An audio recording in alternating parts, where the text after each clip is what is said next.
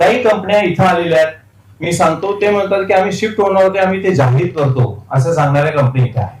मी आता काही सांगू इच्छित नाही, त्यांना बोलू द्या.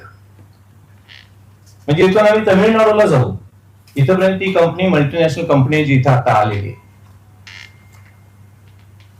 सगळ्यात महत्वाचं, ह्यामुळे आमच्या मागण्या काय आहेत तर भूमिपुत्रांना, इथल्या स्थानिकांना खरं तर वैद्यकीय आणीबाणी ज्याला म्हणतो मेडिकल इमर्जन्सीमुळे अक्षरशः बऱ्याच लोकांना हार्ट अटॅकमुळे जीव गमवावे लागलेले आहेत. ते कुणाला सांगू शकेल, बाकीचे भटवाल साहेब पण सांगू शकते. त्यांना जाताच येत नाही ट्रॅफिक कंडिशनमुळे. तर ही जी काही परिस्थिती आहे ती बदलायला हवी. शाळा महाविद्यालयामध्ये जाणारी मुलं, त्यातली काही मुलं पण कदाचित या ठिकाणी आता आली असतील, तर त्या मुलांना 2-2, 3-3 तास अडकून पडायला लागतं, अशी परिस्थिती आहे. तर ती जी काय आहे त्यांची परिस्थिती ती बदलायला हवी. नंतर 15 ते 30 दिवसांमध्ये जी काही कामं आहेत खड्ड्यांची, खास करून बॉटलनेक जे काय आहेत, जे काही शोल्डर्स आहेत रस्त्यांच्या कडेचे, तर ते सगळे व्यवस्थित व्हावेत ही आमची अपेक्षा आहे. सगळ्यात महत्वाचं म्हणजे नेहमीची येतो पावसाळा, आपल्याला माहिती आहे तो जूनलाच येतो. त्यामुळे त्याच्या अगोदर त्याचा एक आराखडा बनवावा की रस्त्यांचं काम कशा पद्धतीने आपण करणार आहोत, नाला आणि ह्या सगळ्या गोष्टी ते कसं करणार आहोत, आणि तो आमच्याशी कृपा करून नागरिक समितीला पण त्यांनी द्यावा अशी आमची विनंती आहे. कोंडी होणाऱ्या ठिकाणी मी मगाशी म्हणालो तसं अतिक्रमण हटवायला पाहिजेत. सगळ्यात महत्वाच्या एक 3 गोष्टी आहेत ज्या मी ज्या मी या ठिकाणी सांगू इच्छितो. त्यातली एक महत्वाची गोष्ट म्हणजे ट्रक टर्मिनल. ट्रक टर्मिनल हा खरं तर आपल्याकडे MRDCच्या प्लॅन मध्ये नक्की असणार आहे.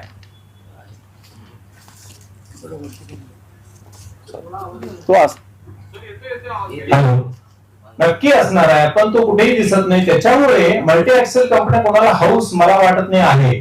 ट्रक टर्मिनल त्यांना जर का दिला, जसं PCMC मध्ये आपल्याकडे वाहतूक नगरी आहे निघाला, तर मला खात्री आहे, तर माझी विनंती आहे खरं पत्रकारांना की हे ट्रक टर्मिनल्स आहेत कुठे, प्लॅन मध्ये आहेत का, प्लॅन मध्ये आहेत का हे त्यांनी बघावं. आणि त्याचाही त्यांनी खरं हा प्रश्न धुसत लावावा. सेंट्रल एफ्लुएंट ट्रीटमेंट प्लांट हाही गरजेचा आहे, तोही दिसत नाही. त्याच्यामुळे आपण ज्याला इंद्रायणी मैया म्हणतो, तर ती सुद्धा संकटात सापडलेली आहे. तर त्या सेंट्रल ATPचं काय आहे, त्याच्यानंतर हरित पट्टे असतात, ग्रीन स्पेसेस असतात ना, त्या कुठे आहेत, कॉमन अम्युनिटीज कुठे आहेत, ह्या सगळ्या गोष्टी म्हणजे MRDCने करणं अपेक्षित आहे असं मी समजतो, ज्या आपण PCMCने बाहेर बाकीच्या ठिकाणी पाहतो. तर मला असं म्हणायचं की त्या गोष्टी सुद्धा आपल्याला गरजेच्या त्याही कराव्यात. आणि त्याच्यानंतर स्ट्रीट लाईट्स असतील, CCTV असतील, ज्या ज्या ठिकाणी आपल्याला माहिती आहे अनुचित प्रकार घडतात, तर त्या गोष्टी सुद्धा कराव्यात. त्या गोष्टीकडे सुद्धा लक्ष द्यावं. आणि सगळ्यात महत्वाचा वीज आणि पाणी पुरवठा तो आम्हाला अनइंटरप्टेड मिळायला हवा. कालची गोष्ट मी तुम्हाला सांगतो, काल सुद्धा आमच्याकडे पाणी आलं नाही, आम्हाला बाहेरून काल पाणी मागवावं लागलं टँकरने. पावसाळा सुरू आहे त्यामध्ये ही परिस्थिती आहे. हे मी तुम्हाला माझ्याकडे रोज रिपोर्टिंग होतं, त्यानंतर मी तुम्हाला हे सांगतोय. अगदी काय म्हणू आपण तुला काय म्हणू आपण जबाबदारपणे मी हे विधान करतो आहे. आणि त्यानंतर सगळ्यात शेवटची गोष्ट आहे, ह्या सगळ्या गोष्टींमध्ये मी मगाशी बोललो होतो, MIDC असेल, PMRD असेल, जिल्हाधिकारी असतील, जिल्हा परिषद असेल, NHAI असेल, PWD असेल, इतक्या सगळ्या खात्यांचा त्या ठिकाणी कंट्रोल आहे. इतकी सगळी खाती त्यामध्ये इन्व्हॉल्ड आहेत. सुदैवाने काल आदरणीय मुख्यमंत्री महोदयांनी काल सांगितले की इंडस्ट्रियल टाउनशिप केल्याशिवाय हे प्रश्न सुटणार नाहीत. नक्कीच करायला हवं. ते निर्णय घेऊन पुढे जाऊन ज्या पद्धतीने कॉर्पोरेशनचा कुठेही व्यवसाय हे चालतो, एकूणच व्यवहार चालतो, तसा व्हायला हवा. पण हे होईपर्यंतचा वेळ आपल्याकडे नाहीये. आज आम्ही ICU मध्ये असलेल्या पेशंट सारखी आम्हा लोकांची अवस्था आहे. तर अशी अपेक्षा आहे की आत्ता त्वरित एखादी नोडल एजन्सी नेमून ह्या सगळ्या गोष्टींवर आम्हाला सोल्युशन द्यायला हवं. ह्याच्या पलीकडे अजून काही इश्यूज आहेत, तुम्ही समजू शकता. आपल्याला फक्त वाहतूक मुक्त होऊन चालणार नाही, एअर पोल्युशनचे इश्यूज आहेत, वॉटर पोल्युशनचे इश्यूज मी मगाशी म्हणालो. त्याच्या पलीकडे लोकांना चालण्यासाठी सुरक्षित फुटपाथ हवेत. तर कॉम्प्रिहेन्सिव्ह मोबिलिटी प्लॅन आम्ही बघितला PMRDA कडे आहे, तो त्याचा अंमलात आणणं वगैरे वेगळं आहे. पण माझं असं म्हणणं आहे की एक खरोखरच होलिस्टिक अप्रोचने चाकणचा परिसर हा राहण्यासाठी योग्य कसा करता येईल, सुरक्षित कसा करता येईल हे बघावं अशी माझी खरं तर प्रशासनाकडून आणि ह्या राजकारण्यांकडून आणि सत्ताधाऱ्यांकडून मला अपेक्षा आहे. धन्यवाद.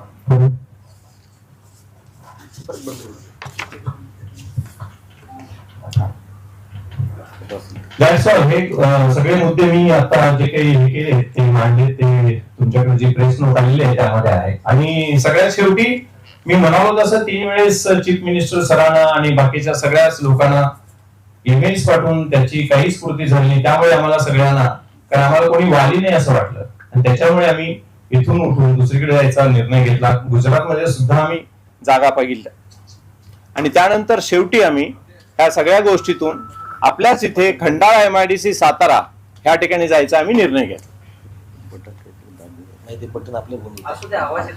ठीक आहे, नॉर्मली बोलले तरी आवाज येतो. ठीक आहे. नाही तो हे झालं, बॅटरी डाऊन झाली. तुम्ही आता हा निर्णय अंतिम केलेला आहे की तुमच्या अडचणी जर सोडवून दिल्या तर तुम्ही फेरविचार करणार आहे? शंतनू,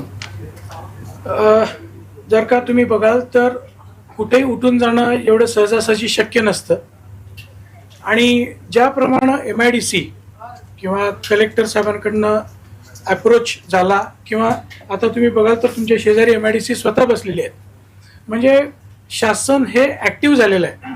आणि जर का इथले प्रॉब्लेम निघाले, नवीन जर का जागा आली तर एक्झिस्टिंग प्लांट इथंच ठेवून जे एक्सपान्शन आहे ते आपण नक्की खंडाळाकडे विचार करू शकतो. किंवा जर का MIDC पहिली लक्ष घालायला पाहिजे की आम्ही कुठले दुसऱ्या महाराष्ट्र सोडून दुसऱ्याही राज्यात जात नाही आहे, कारण आम्ही महाराष्ट्राचे आहोत, महाराष्ट्रामध्येच राहतोय. फक्त सुविधा आणि हे मिळणं हे प्राधान्य केलं जातं. जसं मी म्हटलं की चाकण MIDC पूर्वी सुविधा होत्या, सगळ्या होत्या, खरं आता इंडस्ट्रीज एवढी वाढती आहे की त्याच्यामध्ये येणारी त्यांची सब असेंब्लीज, अँसिलरी युनिट हे सगळं तिथं अकोमोडेट करायला इन्फ्रास्ट्रक्चर कमी पडतंय.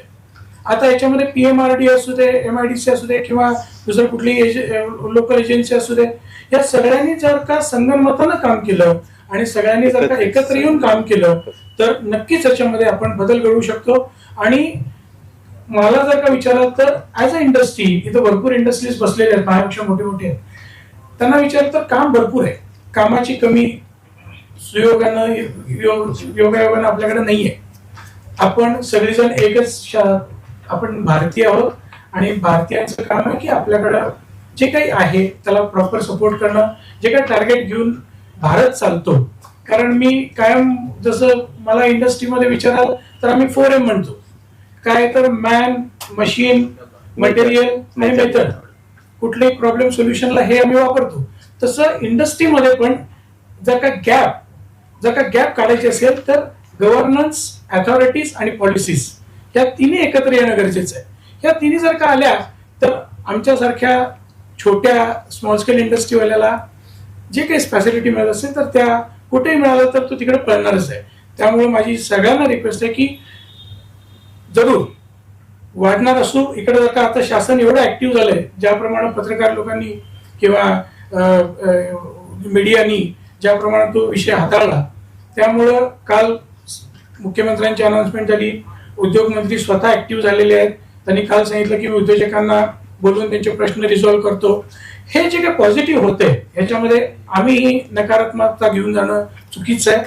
शासन जर का आपल्याला सपोर्ट करते तर शासनाबरोबर खडं उभा राहणं हे पण आमच्या उद्योजकांचं काम आहे.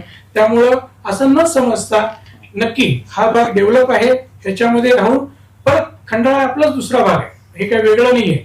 आपण महाराष्ट्र सोडून कुठेही जात नाही, जिथं फॅसिलिटी असेल तिथेही एक्सपान्शनच्या दृष्टीनं प्लॅन करूया. एक नक्की आहे, आम्ही आमच्या उद्योजकांची 20 जणांची एक सोसायटी फॉर्म केलेली आहे आणि ते आमचं प्रपोजल आता आम्ही परवा दिवशी खरं तर म्हणजे सोमवारी सगळ्या सह्या आमच्या झालेल्या आहेत, हे मात्र नक्की आहे. त्यामुळे आमची मानसिकता मात्र शिफ्ट होण्याची आहे. त्यामुळे आता जसं शंतूने सांगितलं, इथले युनिट चालू ठेवून काही लोक तिकडे जातील किंवा कदाचित शिफ्ट करतील. हे इट ऑल डिपेंड्स की कशा पद्धतीने सपोर्ट मिळतो आणि बाकी हे सगळे प्रश्न जे आहेत ते कसे सुटतात.